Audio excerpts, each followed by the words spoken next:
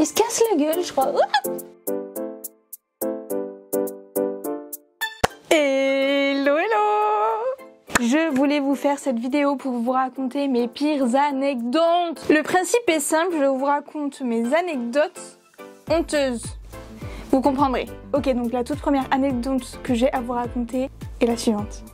En gros, j'étais sur une prestation photographique de mariage. Et je crois que c'était mon tout premier reportage mariage. Et vraiment, je m'étais mise sur mon 31, voire même mon 32. Et donc ce jour-là, j'avais mis une combi pantalon avec une fermeture dans le dos. Sauf que Bibi, elle avait pas du tout pensé au côté plutôt pratique de la chose. C'est-à-dire que à un moment donné, bien évidemment, dans toute une journée de reportage qui environ dure 12 heures, Bibi, elle avait envie d'aller faire pipi. Donc pour descendre la fermeture, c'était plutôt une facilité. Mais en fait, je me suis retrouvée coincée quand il a fallu la remettre. No way. Donc en fait, la fermeture s'est bloquée sur les bords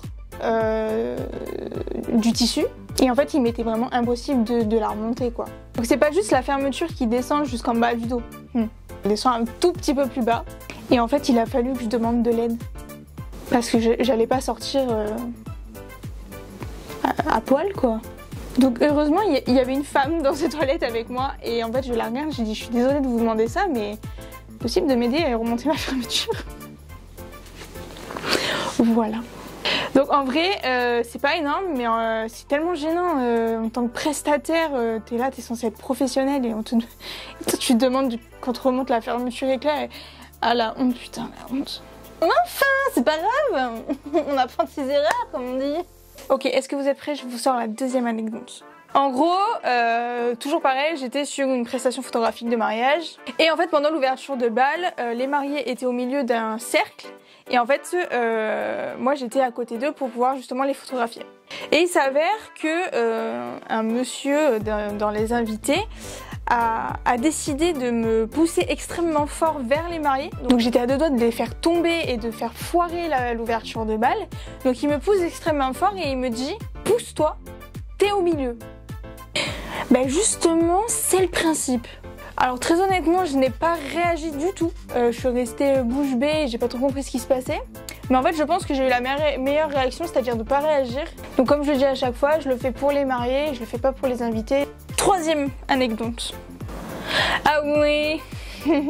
À chaque fois sur les prestations de mariage, pour les repas, généralement on mange entre prestataires ou sinon ça nous arrive de manger avec les invités. Ce jour-là, du coup, je mangeais avec le DJ. Donc ils nous avaient prévu une petite table mise sur le côté de la salle, proche justement des platines du DJ, pour qu'on puisse se manger, mais pour quand même avoir un œil sur le reste de la salle avec tous les autres invités. Du coup, effectivement, on mangeait en tête-à-tête, donc ce qui faisait extrêmement date. Les invités, avec un tout petit coup dans le nez, ont décidé que c'était extrêmement drôle comme situation, où nous ont photographié, ont pris des snaps, etc. Sans vraiment me demander mon avis, quoi. Donc moi qui supporte pas vraiment être le centre de l'attention, je me suis retrouvée filmée à mon insu, parce qu'ils trouvaient ça super marrant de nous filmer parce qu'on était en date, alors que non. Enfin bref. On passe à la quatrième anecdote, c'est parti. Oh, je viens de penser à une anecdote. Allez, je vous la raconte. Toujours pendant une prestation de mariage, il faut savoir qu'il y a régulièrement pendant les mariages des animations. Et Et cette animation était, vous savez, les 12 mois, si je dis pas de bêtises. En gros, le principe du jeu est simple.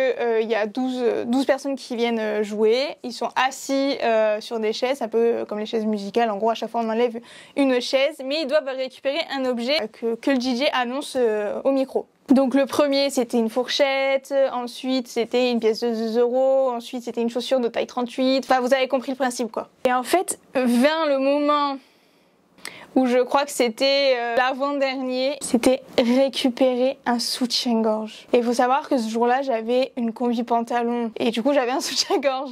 Et en fait, un des invités vient me voir. Enfin, en fait, même pas il me pose la question, en fait, il me dégrafe le soutien-gorge. J'ai tout bêtement réagi en l'enlevant et en le donnant. C'est passé trop vite, je me souviens pas vraiment comment ça s'est passé. Et écoutez, vraiment un fou rire. Et quand j'y repense, je me dis, ah ouais, chaud quand même. Bref, et heureusement que ce n'était Oh que le my soutif, God. on va dire, parce que le dernier, je me souviens que c'était une culotte. Et alors là c'était niette, on oublie. Enfin bon, voilà quoi, je pense que j'ai fait le petit tour de quelques anecdotes et il y en aura très certainement d'autres dans un prochain épisode. En tout cas, n'oubliez pas de liker, partager et vous abonner. Je vous fais des bisous et dites-moi en commentaire quelles sont vos pires anecdotes.